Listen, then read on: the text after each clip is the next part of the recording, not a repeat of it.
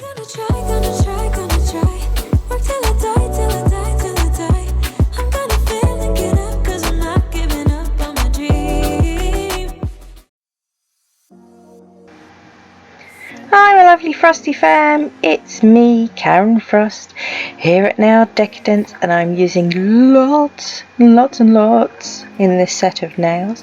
If you're interested in how I made these beautiful blue shades of acrylic powders, please check the link in the cards to a video of how I mix my custom acrylic powders, so you'll see exactly how I do it. Anywho, let's get into the set. So I have applied my tips, prepared the nails, and now I'm applying a thin clear base of acrylic. I don't always show this in my videos, but I decided to show it with you today. Just, so you know, I do always put a thin clear base down on the nails. This is done for many reasons. Number one, it protects the nails from staining. It also protects the nails from lifting as much, because clear acrylic doesn't have any mica or additives to it. It has the best adhesion power of any of the clear acrylics. It's also the strongest acrylic that you can get, and it also makes it easier if you're filing down to do a new set. You only file down to the clear layer. You file past your colours. When you hit clear, you can stop, and that way your natural nail is protected and you will not file into it. Those are the reasons. So now that we've got that out the way, I am using some of these beautiful Paua, I can't say it properly, abalone shells. I'm going to call them abalone, but you can call them Paua.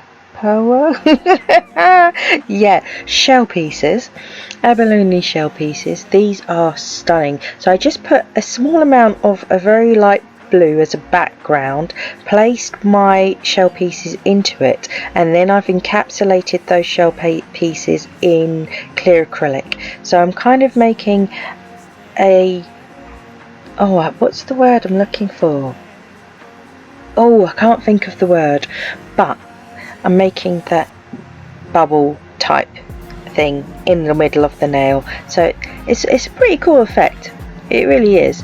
So now that I have put my clear acrylic around those shell pieces, I will add some blue. I'm using this royal blue colour to go right the way around that clear. I've built that clear up high enough so that it's the height of the nail that needs to be, kind of thing. So I've built it up enough so that I won't file into those pieces, and I can cap the rest of the nail at the same height, kind of thing. And it doesn't matter if my blue goes over the top of it, because that will be filed away when the entire nail is filed into shape. So I will just make sure that I've got full coverage of this blue colour, that it's not patchy or anything, that I've got good opaqueness and colour pay off. So I've got a little patch there, so I'll fill that in, and then once I have finished applying all of the blue, made sure there are no more patches, I will add some of these glitter lens flares. They're very cute. I kept that blue layer very thin, because like I said, I'm only using it for colour only, not for strength. And once I've placed my little pieces in, look at, they twinkle, they're so cute, then I will cap. So now I'm going to secure those lens flares in place, and it doesn't matter if I go over that middle piece with the shell in, like I said, because I built it up high enough so that I could file the top of it away to reveal, a nice clean line around it. So I'm not worried about the blue that got over the top of it. It's not a problem, and it doesn't matter if the clear goes over the top, not a problem. I just want to make sure that I've capped the rest of that nail properly, make sure it's the right height and thickness, because we do want an apex in there, we do want a strong nail, but I don't want it to be overly thick and bulky, of course, because I don't like that either. I'll check that nail from all angles and add any clear acrylic where I see there are any dips, which there was. So I added more, and I will brush that and smooth that, and you'll see I keep swiping those side walls. I'm trying to keep my shape as much as possible, which will cut down on my filing time. And if those little glitter pieces are still twinkling at you, it means they are not covered in acrylic, so add a little bit more, because once they're covered they go a bit dull. So on to the little finger, and I'm doing a marble. I'm picking up various shades of the blue, and then I'm getting my brush to a point and giving them a little swirl. These are wet beads because if they're not wet you won't be able to swirl them. So I'm just picking up different shades, random shades, and giving them a swirl. Do not over swirl them, otherwise you will lose the definition of the different colours and you'll just end up with one shade of blue. And I've managed to let it seep into the cuticle area. Don't do that, but I've just swiped it away with my brush. But yeah, try not to get it into the cuticles and sidewalls. Not good. Acrylic should not touch the skin, it's very bad. These are chemicals that are made for nails, not skin. Please bear that in mind, so try and avoid the skin as much as you can. So I will just fill in any little areas where I've missed a patch, like up here. Add a few more beads, swirl them around, fill that area in, and then my marble is looking pretty cool. So now I will add some of that glitter. You've seen me use this glitter quite a lot, but I do love it, and I'm really digging the blue sets, so had to get this Smiley's glitter out again. It's so cute, the moons and stars. I've said it before, but it's a beautiful blue glitter mix and I love it, so I'm using it again. So no, I'm sorry if you're sick of seeing it, but I like it and it's beautiful and I wanted to use it, so there. Hopefully you're not too sick of seeing it. Right, so I'm adding some silver leaf now as well, just as an accent, because the glitter mix, the moons and stars, they're silver and gold, so you could go with either the gold leaf or the silver leaf, but I used gold leaf in the last set where I used this glitter, so I thought, you know what, I'll use some silver leaf in this one, just, you know, switch it up a bit. Now on to, oh no, that was the, I thought that was the little finger. It's not the little finger, is it? This is the little finger, good lord. Right, so I'm doing an ombre on this one. So I'm just starting at the tip of the nail with a mid-coloured blue. Swipe those sides, keep that shape. Then a lighter blue on the middle section. Fade that up and bring it down. So you're fading it forwards and you're fading it backwards because either side of that colour will need to be ombreed. So switch in between the colours, get that ombre going between those two, but then when I add the third colour, then I'm going to have to blend it again. So I've added my cover pink and I'm blending that over the blue. This cover pink is quite translucent, it's not very opaque at all, so it's an easier one to ombre, but that can also be difficult because if it's really translucent and you've left a harsh line, you will be able to see that shadowing. So it's a bit of a catch-22. It's only good if you faded out your colour before you put on your cover pink if it's translucent. I hope you get what I mean. Yeah.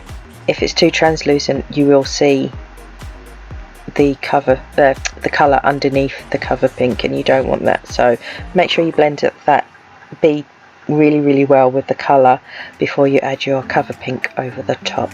And now I will do another ombre on the index finger. I added some of those lens flares on the little finger as well. They're just gorgeous, love them. So I've added that first colour and now I'm adding the second colour. Fade that backwards. You see how I really fade that backwards because I'm preparing to add the other colour over the top, and I don't want shadowing, I just want a nice seamless blend between the colours. It's really important you blend that out. If I was to have not blended that out and then add the cover pink over the top, because like I said it's a more translucent cover pink, you would most definitely see a harsh line, and that's not what you're going for when you're going for an ombre. So do take that little bit of extra time to blend the back of the bead out so that it's nice and faded, to make it easier for your cover pink to transition over the top of it without the shadowing. Now if you look really carefully, you can see there is still a little bit of shadowing, but it's not overly obvious. Once I've capped it, you won't notice it as much, but that's what I mean by, if I had left that line without blending it, it would have been really obvious shadowing. So anyway, so I'm adding some of that other glitter on, that iridescent one, and some of the lens flares as well in a little swoosh from Cuticle to Free Edge. I'm dropping my little lens flares to try and stick them on. There we go, get him in place. He just won't sit where I want him to sit. Being fussy. So add a little bit of clear acrylic to get them to stay where I want them to stay. Add a couple more of those little lens flares right on the edge there. Again, tiny bead of clear acrylic just to help them to set in place. That way I can cap them without them moving. And now I will cap all of the nails. Well, I've done the middle one already, but starting with the little finger, I'm adding my bead of acrylic. I did swipe over with a bit of monomer to help the bead slide over the rest of the nail.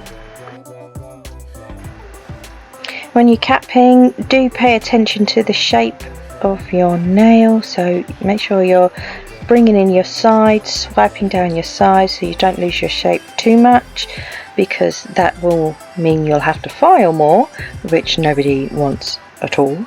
And you do want to make sure you've got an apex. You don't need a huge thick nail though, so keep the free edge no thicker than a credit card. After you've filed, it should be no thicker than a credit card. Your apex needs to be high enough to support the length of the nail, but it doesn't need to be humongous. So as long as you've got a rise from the cuticle, then slope down towards the free edge, you're pretty good to go. You also, you need just enough so that you're not filing into all of those embellishments that you're encapsulating, because you don't want to file all those glitters and design away. But you also have to have enough acrylic that you still have your shape and structure there once you've filed. So you do need to put a bit more acrylic than what your finished nail is going to be, but not a huge amount. There's a fine line between enough and too much, so it comes with practice. I know this is something newbies hate hearing, practice, but it really does. It comes with practice. Over time you'll know just by looking whether you've got enough acrylic or not, and whether you've got enough to file into or not. You don't want to be filing forever, but you don't want to be filing into your encapsulated bits and bobs either. So yeah, thin line between adding enough and adding too much. Just sculpt with your brush as much as you can, that way you've got less filing to do. But if you are to add too much, you can recover with the filing. It will take you a bit more time and a lot more effort, but it is possible to regain the shape with your trusty hand file. And we all have our off days. It's not a problem. It's not the end of the world. It can be rectified. So I will just make sure I've capped. Obviously with marbles, they are lumpy bumpy, so capping them isn't quite as straightforward as capping an ombre, say. So now I'll move on to the index finger, and again just gonna cap all of those beautiful glitter pieces, thinking about my apex, making sure I've got enough product at that back third that it has a nice rise and slope up, and then enough sloping down the free edge to give me a nice strong nail. And you'll see I will swipe down the sides as well to just try and make sure I've kept my shape as much as possible. There we go. Once I have finished with that, I will let it all set up, and then I will file and shape off camera this time. I do have other videos with filing in it if you're interested. I've got filing in lots of videos, so yeah, go and check out my channel, check out my back catalogue, and you'll see we've got loads there. So now I'm going to, and I've removed all the dust and everything after I filed and shaped. I'm going to use some SPD London foil gel, which is awesome for foils, by the way, just saying, it is awesome. I'm just going to go around the shell pieces and just frame them. Don't have to, I could have left it the way it is, to be honest, but I just wanted to just accentuate those Paua shells by giving them a frame.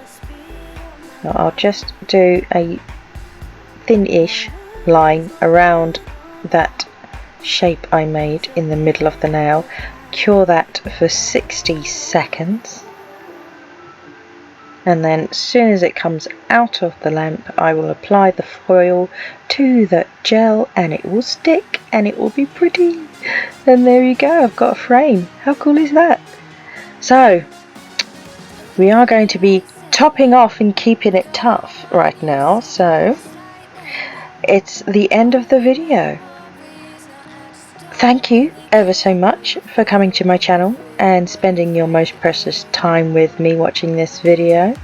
I hope you've enjoyed it. If you have enjoyed it, please go ahead and click that like button. It would mean a lot to my little channel. If you have not already done so, go ahead and subscribe, join my Frosty fam. My Frosty fam are awesome people, so come and join us. We'd love to have you. And if you feel like it, you're most welcome to leave me a comment. So that's all I have for this time, peeps. You take care now, and I'll speak to you all again soon. Bye for now.